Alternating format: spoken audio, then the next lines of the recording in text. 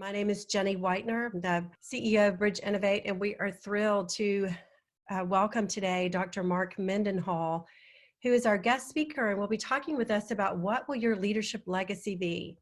You're in for a real treat today. I've had the opportunity to team with Dr. Mendenhall on a number of our custom executive education programs over the years, whether it was in Charlotte with our partner Premier Incorporated in the healthcare sector, or with Bupa, an international insurance company that we teamed up with on a culture transformation.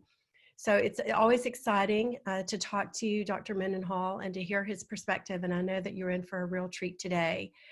Many of you know us at Bridge Innovate. We are a global network of business strategists, consultants, and leaders who work alongside your team to create defining moments for your organization. We are thrilled to be a partner with UTC on a number of ventures, working with their business school on some capabilities and some strategies, and also a number of other global companies around the world. So we are excited to have you all with us today. So Dr. Mendenhall is the J. Burton Frierson Chair of Excellence in Business Leadership at the University of Tennessee Business School, and we are thrilled that he is with us today. Dr. Mendenhall, please say hello and tell us a bit about what you're going to cover. Hello, everybody. It's good to see some friendly faces. Today, we're going to talk about leaving a legacy in leadership, and we're going to talk about how using power reflects that and the type of legacy that you leave. So without further ado, before we get into this, I want you to do something. Using Zoom chat, when you hear the word legacy, just type in there, what does it mean to you? What kind of connotations does it have? And as you're doing that, I know how this stuff works, okay? Put your phone away. Quit multitasking. Some of the principles we're going to be talking about today, if you give me 10 minutes and we'll just listen, you're going to hear something that will help you be a better manager, parent, leader, volunteer, and human being. I'm still working on this, what I'm going to be talking to you about, but every time I present it, I'm a little bit convicted in my own self, and I see areas of my life where I need to deploy these principles a little bit more. So with that in mind, what does legacy mean to you? An inheritance, Kevin says, ripples of your actions years from today. I really like these comments. We need to save these. Your lasting impact, Elizabeth says. Amy says reputation, either positively or negatively. Excellent. Okay. And so what is a legacy? You know, originally, legacy, the definition of it was something tangible, something, an heirloom, wealth, or some other object of value that you passed on. But over time, it's come to mean, it still does mean that, like a legacy gift and things like that, but over time, the definition has mainly shifted to what all of you mentioned. Next. As you mentioned, managers and leaders, parents, whatever role we're in, we leave legacies, we leave reputations, but more than that, we leave within individuals values that we have instilled upon them, gifts that we have helped them, talents that we've helped them develop. We leave value to one degree or another, or we leave something less than value. We leave dysfunction. We can leave pain. We can leave issues with people that it takes them years, if ever, for them to deal with and learn to manage. So when we go to work every day, or when whatever we're doing every day in any kind of an organization, small, large, medium, family, whatever, rarely are we thinking consciously about the legacy we want to leave. Most of the time, we're just sort of acting normally, reaction-based management or behavior. Oftentimes, we're just, in cruise control almost in terms of how we're operating. Next. So what I want to leave with you today is that is a powerful principle, and we'll talk about the research where we draw this from. But generally speaking, how you manifest power and influence in your daily behaviors will determine what type of leadership legacy you leave with other people.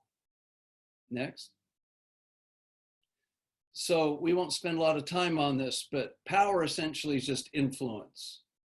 And it's influencing other people to do things, to achieve things, to accomplish things, whether they do that individually, whether it's for the good of the group. Power is influence. Whenever an undergraduate tries to influence their dorm roommates to go get pizza instead of studying, they're influencing them, they're leading them. Many of us are kind of ambivalent about power, but we use it every day. Whenever we try to influence somebody else, we are exerting power, we're manifesting power.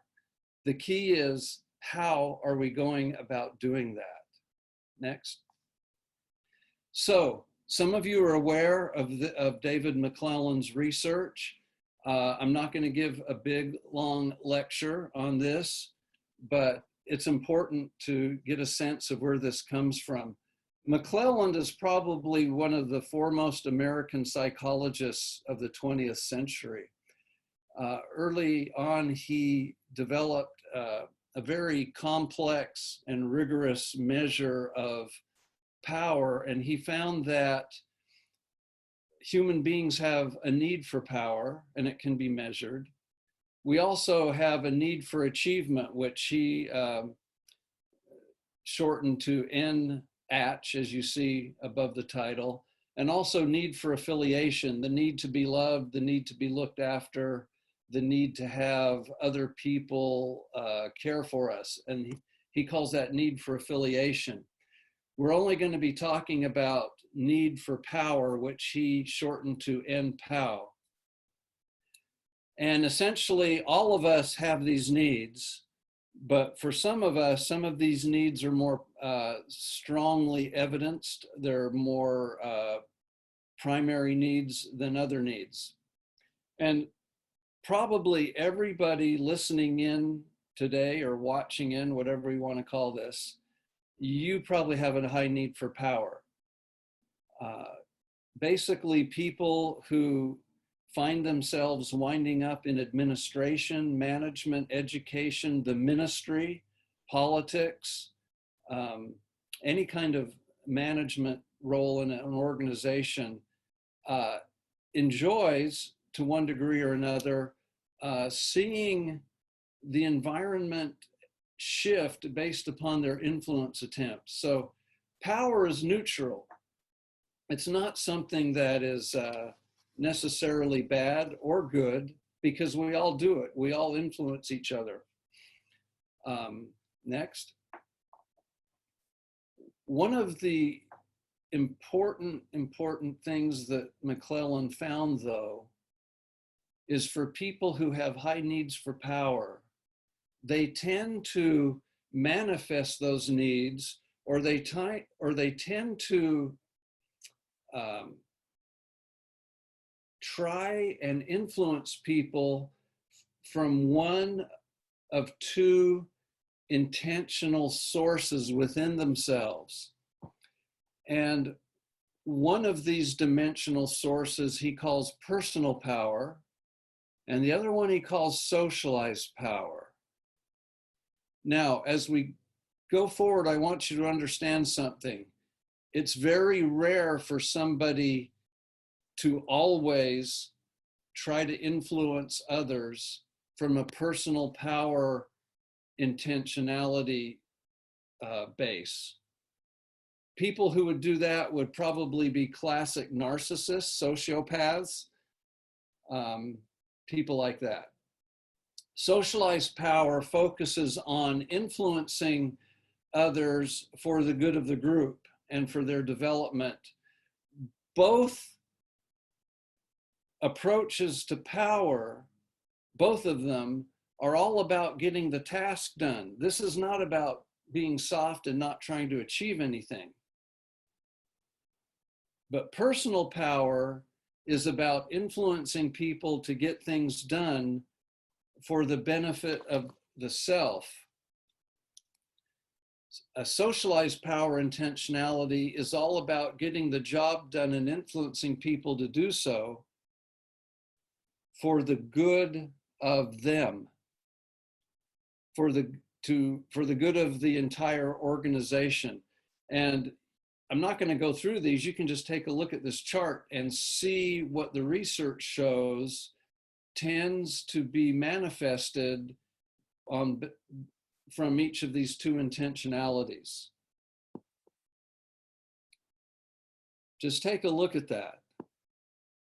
And what's difficult sometimes is seeing both of these dimensions in ourselves, especially the one on the left, personal power. Next. Now, another way to think about personal power versus socialized power is Martin Buber's philosophy of I, thou versus I, it. And actually, there's a lot of people through history, great thinkers, who have tuned into what Mcclellan found using social science research. They figured it out. Buber was a philosopher, a theologian. Albert Schweitzer calls it reverence for life. You can find this kind of all throughout the historical literature on contemplation on human behavior. But Martin Buber, I, thou, and again, I'm way oversimplifying what Martin Buber is talking about. But I, thou means interacting with people from a perspective that they are a thou, or in the German du, the du form. They are someone who has feelings, who have strengths, who have weaknesses, who have experiences, who have wisdom. At times, maybe they're foolish as well. The entire human being, understanding that this is who I'm interacting with, and interacting with them from this position of humanity, of seeing them as a total complex human being who has inherent value. It is when we interact with someone and we view them as a thing, as a function. I like to liken it to, we view them as a toaster. We get along with the person okay as long as we put bread in them and hit go and toast pops up. As long as they do what they're supposed to do, we're fine.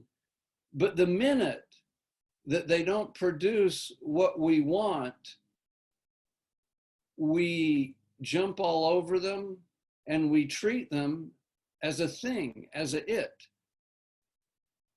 It's sort of like when you were a little kid and you went to a family reunion and your parents said, oh, go give Aunt Marge a hug, and Aunt Marge kind of hugs you. Oh, what a cute kid. And you know Aunt Marge hates you. You know she doesn't like you. You know she's just putting on a show of compassion or love for the benefit of others. You know that. Kids know that. They get it. So do employees. One of the great things that a socialized power orientation does is it enhances all the other leadership skills. There are some core intentional, I guess I would just call them sources from which we operate from, that if we operate from these core philosophies, they enhance all these other skills that maybe we don't necessarily naturally have. I'll just let you look at that chart. But socialized power will enhance these skills within you. The other thing it does for you is your subordinates will give you the benefit of the doubt if they know that you're coming from a position of wanting to develop them and wanting to do what's best for everybody in the company, et cetera, et cetera. Okay, next. So, actually, for those of you at UTC, maybe you don't want to put this up here, I don't know. Just take a moment and chat and think about this. In your current environment, do the leaders you engage with tend to primarily demonstrate personal or socialized power? Now, what I'm saying is nobody demonstrates personal power always or socialized power always, but what do you primarily see with the people you work with? Okay, Jenny took the politically correct position. Right. Well, I have to say, some of my clients go in one pathway and some of my clients go in another. Okay, let's see here. Okay, we've got socialized power. That's great. Okay. So it's something to think about. It's something to think about. But what's more important is to think about this question, which we will not ask you to respond to. What do you primarily do? What's the intentionality of where your influence comes from most of the time during the day? Next. So to leave a positive legacy in people, it's about making a difference. It's not just about exerting power and getting the job done. What it's about is getting the job done and how you get the job done with people. It's making a difference. It's leaving people more edified, more enhanced in their skill development, more of a sense of being more fully human as they work with you and over time. One of the ways you can tell if a leader has left a positive legacy, and some of you have experienced this, is when you have your boss takes a job somewhere else and you're devastated because you just want to follow her. You just want to follow the boss. You just want to work for them because you can feel yourself growing. And sometimes we don't see that till we lose a leader. And sometimes we don't see it until they leave. Sometimes we don't see what their true legacy has been for good until they die. And knowing this, it enables you, knowing some of these principles, it enables you to value these people in the moment and to value their leadership for you in the now. Next. Dietrich Bonhoeffer was an amazing guy, a Protestant minister who escaped Nazi Germany, made it to the US safely, and then thought about things. And he said, I need to go back. I need to go back and resist the power in place. So he went back, and he was eventually imprisoned and executed. And what Dietrich Bonhoeffer, this great Protestant minister, said once was the ultimate question for a responsible man, and he's writing back, and so a responsible person to ask is how the coming generation is to live. That is socialized power. That is thinking from a socialized power standpoint. How is the coming generation going to live? And he says it's only from this question, with one's own personal responsibility towards history, that fruitful solutions come. This is what someone who is living from a base of personal power, this is kind of how they think. And this is how we really should try and think about the people we lead, be it our children, be it our employees, be it the students we teach, be it the people we manage. And again, this is not some kind of soft, lovey-dovey thing necessarily, at all, as a matter of fact. Wrestling with how to help people develop their full potential is actually more work than personal power, and coming at things from that standpoint. Next. I want you to do the following, and I want you to really think about this. Think of a person whose influence on you has reverberated through the years for good to you.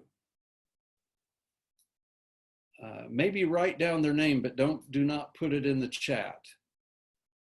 What I want you to do is to put in the chat what their role or position was at the time they influenced you. And it cannot be your parents, okay? Okay, it cannot be your parents. It's somebody, outside your family. Okay, we've got a professor in college. Eric says a high school basketball coach. Jenny said a boss. Megan says a boss, a boss, a boss. You guys have been lucky. Most people don't say bosses. Personal friend, a librarian from grad school, former boss, super. You guys are lucky. Most people do not have bosses like this. Peers, teachers. Okay, now I want you to consider doing something. Ask yourself, have I thanked them? Have I taken the time to let them know about this effect that they have had on me? Now, they don't probably even need to be thanked, but maybe you need to thank them. I have found, as I've studied things, that the most powerful legacies on individual people usually come from people who others would not necessarily see as being people in a great, big, powerful position. Many of your bosses probably were not CEOs. Many of the bosses you listed probably, were maybe middle managers. I don't know. I just like to share something with you that most people are not going to go visit somebody's grave after they die and pay respects, because on their grave it says they were, VP of HR at IBM. Nobody cares. Long-term, nobody cares, about what your formal position was. They're going to come to your grave and pay their respects, and maybe even think about paying it forward because of the legacy they left to you personally, like grandfathers and teachers and librarians and maybe some of these bosses of yours that were middle managers who may never climb, right, to be CEO or VP, but their legacy will be greater than those who attained great positions of formal authority. And so we're right up at about noon right now. Jenny will, I think, share some things. I'm willing to hang around for a while if people want some more of this, but I think you've probably had enough. You can now go back to multitasking. Thank you, Mark. With outstanding inspirational comments for us today, especially in this time. I just want to reiterate what Dr. Mendenhall said. He's offered to stay beyond our 12 noon cutoff for about 10 or 15 minutes if some of you would like to dialogue with him about leadership legacy. So please do plan to stay on if you can. We'll be you can open up your mic, ask questions, and dialogue with him. So with that, I'll formally thank Dr. Mendenhall and end our recorded session for today. But if you'd like to stay on, please do. We'll just continue with some conversations for those who can stay for another few minutes and reflect with. And we wound up at this little church. I don't know how to pronounce French, so there you go. And I was amazed at what happened here. So I'll just tell you this as an illustration of what we've been talking about. Next. Kenneth Moore and Robert E. Wright were just young kids, as you can see. They were in the 101st Airborne Division and parachuted in right after D-Day. They were medics. Kenneth Moore had 2 weeks of training. Robert Wright, a little bit more. Pretty much all they knew how to do was stop bleeding and give morphine injections. They were not well trained. They found themselves in the midst of fighting at this church.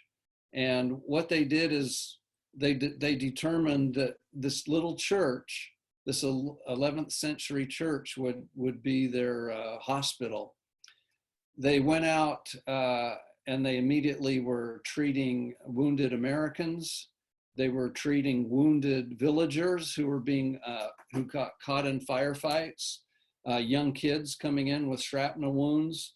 They went out with wheelbarrows, these little gardening carts, pulling in people who were wounded. They actually also went out and got German soldiers that were wounded, treating them inside this church. Next.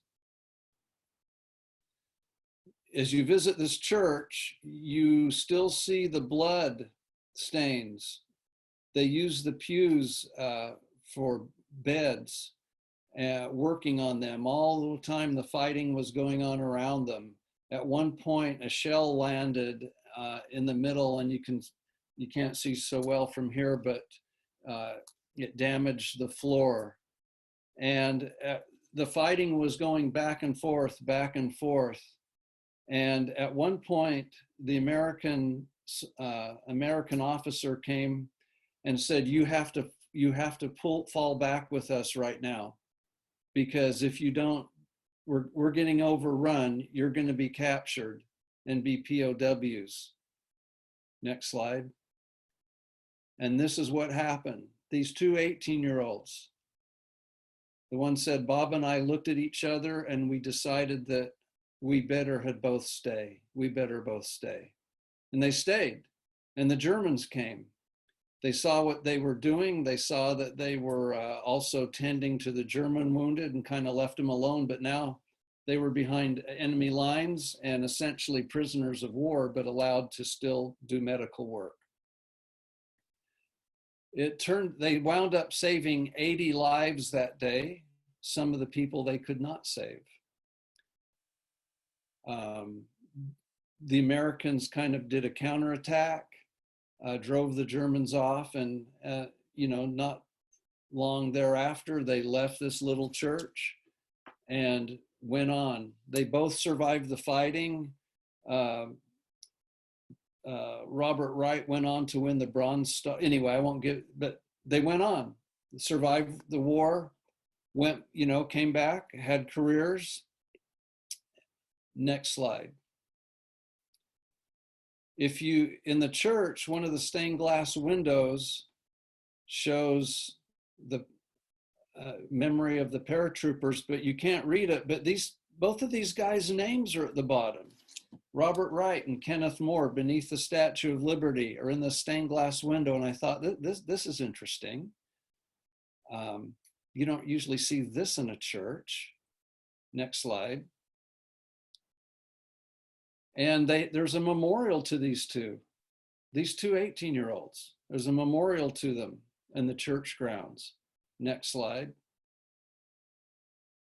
So what I was told was that after the war, after Kenneth Moore retired, he developed an interest in architecture and was on a tour of old French architecture. And they came They pulled up to a church, an old 11th century church, and he saw this tree. And it sparked a memory, and he kind of saw the tree where it was kind of located by the church, and he went, I've been here before. Oh, this is where, Bob and I were at. He had completely, forgotten. And he went, oh, this is where Bob and I were at. The word got out in the village. It's a small village. The villagers ran to the church. They embraced him. The mayor came up to him, and the mayor said, you treated me in this church when I was wounded as a boy. I was shipped to England, and where they worked on me, and I was able to come back. I'm the mayor now. You saved my life. And all these people remembered these two 18-year-olds, what they did. These men didn't remember what they did, but they chose, we had better stay. They chose socialized power versus personal power. Many people probably would have maybe chosen to leave, like, well, we can't be captured. I mean, whatever. So what happened was the village got in touch with both of them and had them come back. And so much was the love these villagers had for these people, next slide, that Robert Wright wanted to be buried there. And he is. Some of his ashes are there. In fact, I could have this wrong, but I was told that it's kind of illegal to do this. The village just did it. They just said, we're just going to do this. Illegal in the sense, he's from America and everything. And it just was a powerful, to me, just a powerful analogy. And not even an analogy, but how the least powerful among us often usually leave the greatest legacy on people. Often it's not the CEOs or the presidents of the United States or anybody else who have great positions of power. It's people like you and me. It's people like Kenneth More and Robert Wright. So, next slide.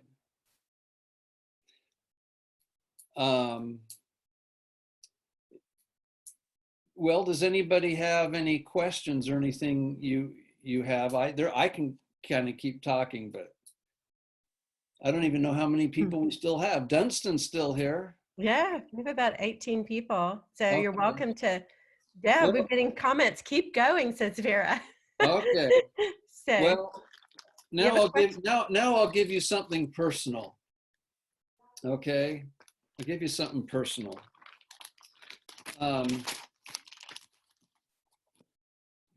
When I was 19, I decided to serve a volunteer mission for my church, and I was assigned to go to Japan. And I was excited to go and scared to death to go at the same time.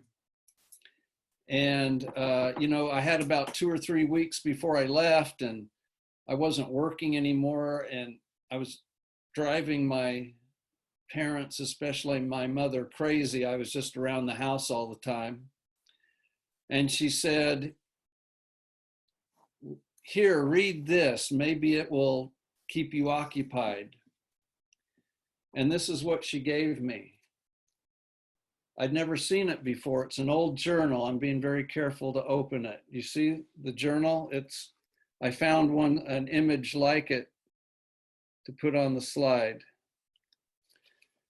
I opened up the journal sitting on my bed, and it says, Journal of R. Lovell Mendenhall, containing a brief sketch of my travels from June 20th, 1898 to January 13, 1899. He's my grandfather. I'd never met him. Long story, I'm old enough to be my parents' grandchild. I came along pretty late in the game, okay? So he died in the 30s, way before I met him. Well, he had been a missionary in this area, actually, mostly up in Kentucky. And at that time, a lot of people weren't too happy about him and about what he was doing out of ignorance and a lot of other things. And his life was I just opened this up. I read the first page. Monday, June 20th, 1898. Clear, Fierceburg, Mason County, Kentucky. And he just starts talking about his day. He kept a journal. And in it, I saw him record very difficult things that he did out of his love for Jesus Christ. Okay? And as I went through, I realized he was a very young man at the time, not much older than I was, probably 5 or 6 years older at that time than I was. And what I took from, as I read, I went, you know what? If he could do it, I can do it. If he could do these kind of things, I can go to Japan and learn the language and do things. This journal left a legacy for me from someone I didn't know, but who I was related to. And in my MBA classes, and one of the things I ask people to do is a leadership self-analysis, and oftentimes, you know, they share a lot of aspects about their life in terms of analyzing why they have the strengths or weaknesses that they have. And it's humbling to me to read the lives of my students. I don't ask them to share things, but in order for them to kind of analyze it, oftentimes they do. And I'm amazed at the adversity they've overcome. I'm amazed at their lives and who they are. And I often tell the students, if you knew who you were sitting next to in the classroom, you would be honored to be in this class. But, you know, we live in a culture where we don't share things, you know, we have a lot of privacy. And so we don't really know the amazing humanity of the people around us who are just normal people. And the thing is, we all think of ourselves as normal people. But I'm telling you that your nephews, your nieces, your children, your grandchildren, well, those who will maybe never meet you, if you will write about yourself, I don't know about keeping a daily journal, but just somehow write about what your life has entailed, what challenges you've overcome, things like that. It will benefit people who don't know you but are linked to you to a degree that you will find astounding. Through ice storms that have kept us out of power for weeks, through coronaviruses, through anything else, my children have been told that our ancestors did hard things. And so we're Mendenhalls and Hansons. We got this. We can do this because they did things that were harder. So next click there, Colin. I would, you know, you might think, oh, I'm too young and maybe, you know, whatever. But you might think about writing a little bit about yourself and just kind of keeping it and adding to it as you go. and making sure it's in a place where somebody might know about it, you will be stunned at the legacy you can leave. As someone said in the chat, ripple effects through the years with people who you don't even know. People who don't know us today through some stories have maybe affected you in some ways. Their legacy lives on. So anyway, I have to put this back in my hermetically sealed Ziploc bag because it's really old. It's I mean, you know, it was written in 1899. Okay, so we're at 12:16. We got to sign off because Jenny has and Colin have another webinar, but it's great to see you, Dunstan. For some reason, I can't see everybody else that's on. I only see 5 people at the top of my screen, but let's just kind of, all of us, try to be a little more socialized power, influence oriented, and all those around us will be grateful for that. And I include myself in that, okay? Thank you. And thank you, Dr. Mendenhall. I hope that you'll consider coming back and telling us some more stories. I know that we didn't get through everything today, so think about it and let us know if you'll honor us again with some more time. Well, okay, if you like stories, I got some stories. We'll have you back. Thank you guys for joining today. Thanks. See you guys.